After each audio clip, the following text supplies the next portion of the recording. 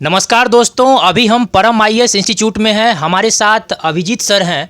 तो 70 BPSC PT का जो एग्ज़ाम हुआ है उसका एक्चुअल में क्या कट ऑफ होना चाहिए, छात्र काफ़ी परेशान है। तो हमारे साथ सर जुड़े हुए हैं, तो जो वास्तविक कट ऑफ होना चाहिए उस पर अभी हम डिस्कस करेंगे। सर, सबसे पहले आपका स्वागत है हमारे चैनल रिजल्ट मास्टर में। थैंक यू जी सर, 70 बीपीएससी पीटी का कट ऑफ क्या होना चाहिए आपके अनुसार? देखिए, मैं एक चीज़ बता रहा हूँ कि मार्केट में भी बहुत सारे र्यूमर है कि कट ऑफ इतना जाएगा उतना जाएगा, या मान लीजिए कट ऑफ पिछले बार से ज़्यादा जाएगा। जी। मैं आपको अभी 3-4 पॉइंट बोलूँगा जिसके कारण आप ये बिल्कुल निश्चिंत हो जाइएगा कि beyond any doubt cut off पिछले बार से कम जाने वाला है। और एग्जैक्टली कितना कट ऑफ जाएगा मैं एक रेंज में आपको बता दूँगा। जी। तो एक चीज़ आप समझिए कि कोई भी चीज़ बोलने से पहले आपके पास एक प्रूफ होना चाहिए, ठीक है ना, कुछ डाटा होना चाहिए उसके बेसिस पर। ये देखिए कि हमने एक अपने टेलीग्राम चैनल पर एक गूगल फॉर्म डाला था और जिस पर हमने लोगों को बोला था, उसमें देखिए किस प्रकार हमने गूगल फॉर्म बनाया था। उसमें मार्क्स ऑब्टेन सेक्शन था, आपका जेंडर मेल फीमेल है। और उसके बाद जनरल, ओबीसी, ईबीसी, ईडब्ल्यूएस, मतलब हर कैटेगरी डाला था। मतलब ये कंप्लीट है, इसी प्रकार आपका मतलब रिजल्ट आता है। और इसके बेसिस पर हमने जब इसको देखा तो टोटल आप देखेगा कि 3500 लोगों ने इस पूरे गूगल फॉर्म को फिल किया है, अपना रेस्पेक्टिव फॉर्म फिल किया है। उसके बाद हम लोग एक कट ऑफ पर हम लोग आए कि ये एक पर्टिकुलर रेंज हो जा सकता है, इस पर एक कट ऑफ हो सकता है। अब मैं आना चाहूँगा कि कट ऑफ कितना जाएगा, लेकिन इससे पहले मैं ये बताना चाहूँगा कि कट ऑफ क्यों कम जाएगा। इसके पीछे मैं ज़रूर आपको पीछे 3-4 कारण है। बिल्कुल। पहला बात तो सुनिए कि देखिए 69th में जो बच्चों का पीटी का सिलेक्शन हुआ था, लगभग 4000 बच्चों का सिलेक्शन हुआ था, ठीक है। इसमें आप मान लीजिए कि चलिए कि 22 से 25,000 बच्चों का सिलेक्शन हो रहा है।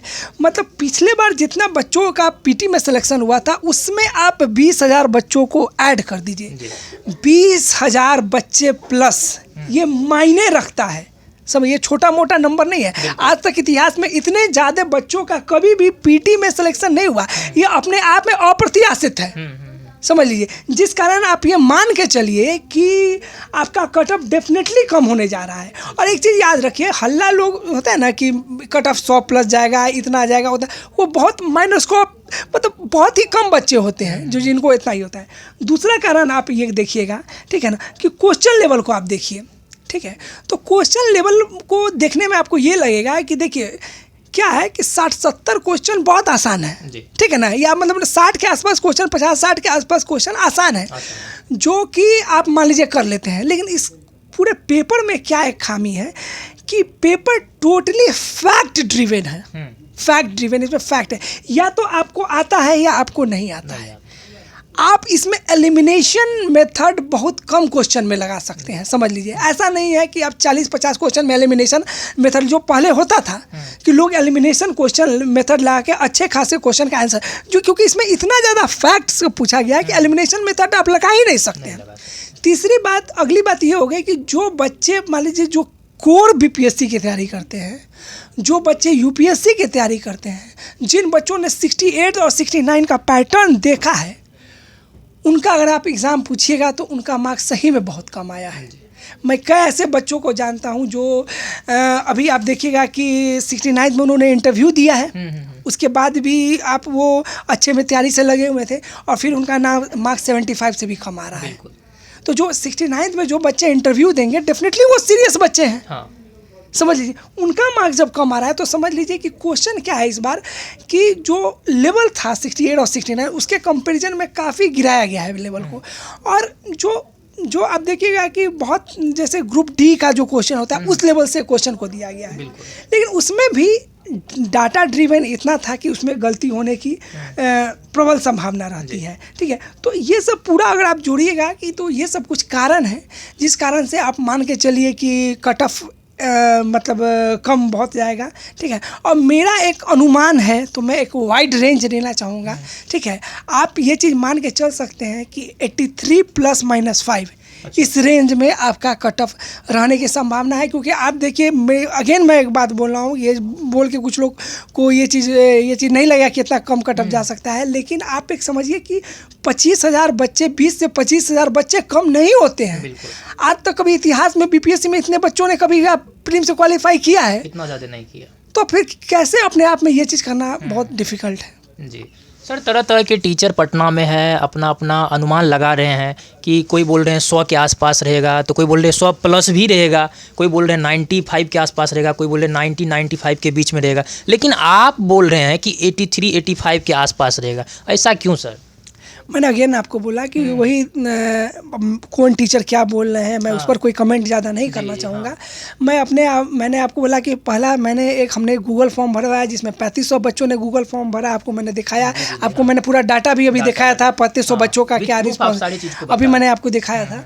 तो उसके बेसिस पर हमने SC ST OBC EBC सभी लोगों के जनरल सभी बच्चों के हमने ये डाटा देखे, तो उसके बेसिस पर मैं ये जान देखिए, और ये गूगल फॉर्म में भी डाटा वही लोग भरते हैं जिनका मार्क्स बहुत अच्छा आया होता है। जिनका 40 मार्क्स आएगा, जिनका 50 मार्क्स आएगा, वो कभी गूगल फॉर्म नहीं भरेंगे। गूगल फॉर्म वही भरेंगे जिनका 70 80 90 या 100 के आसपास मार्क्स आता है, ठीक है ना। तो उससे मुझे एक आइडिया मिलता है कि कितने लोगों ने मतलब किन लोगों का कितना मार्क्स आ रहा है, ठीक है। उसके अलावा इतना 20 से 25 हज़ार बच्चों का प्रीलिम में सिलेक्शन होना ये अपने आप में कम नहीं है। अच्छा।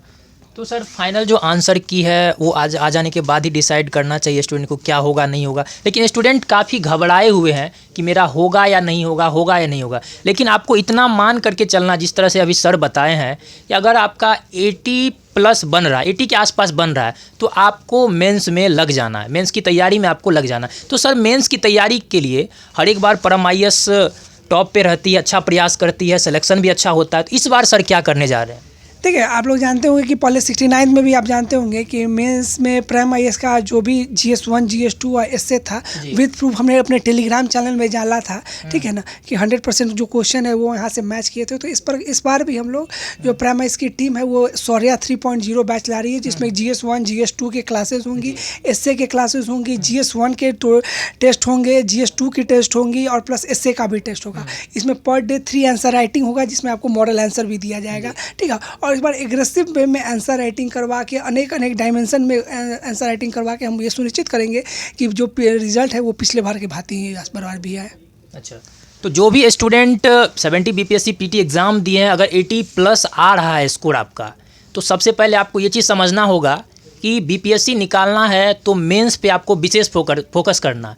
तो मेंस की तैयारी के लिए परम IAS जुड़ जाए, और यहाँ पर आपको बेस्ट तरीके से, और जो भी अनुभवी टीचर हैं जो आपको चाहे गाइड करेंगे, चाहे वो ऑफिसर्स हो जो कि UPSC के भी इंटरव्यू फेस कर चुके हैं, उसके बाद BPSC में भी कर चुके हैं, वैसे टीचर सब यहाँ पर रहेंगे, आपको गाइडलाइन प्रोवाइड करेंगे। तो सबसे पहले हमारे चैनल को आप जाकर के सब्सक्राइब जरूर कर ले, और इस वीडियो को अधिक से अधिक जो भी BPSC एस्पिरेंट उनके पास शेयर करें, और परम IAS से आप ज़रूर जुड़े। जहाँ तक होगा परम IAS आपको हेल्प करने के लिए तैयार है, जिस भी तरीक़ा से हो परम IAS से आप ज़रूर जुड़े।